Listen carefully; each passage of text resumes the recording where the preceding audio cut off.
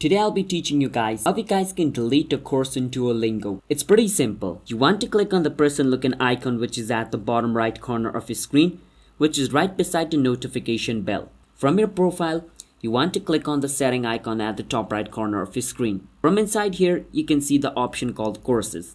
Click on courses. Now as you guys can see, I have two courses. And if I want to remove one of the courses, let's say for an example of this video, I want to remove Spanish. Right beside Spanish, there is a minus button.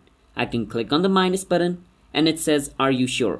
So I'm sure that I want to delete this course. So I can click on remove and this course will be removed. Now remember, when you remove a course, every single progress you made on that course is also going to be removed. Now my Spanish course has been removed. And don't worry, if I want to add it, I can add it again in the future. So yeah. That is how you guys can delete a course in Duolingo. So if you guys found our video helpful, then hit the subscribe to our channel one step for future videos just like this. I'll see you guys in my next video. Until then, bye bye and have a nice day.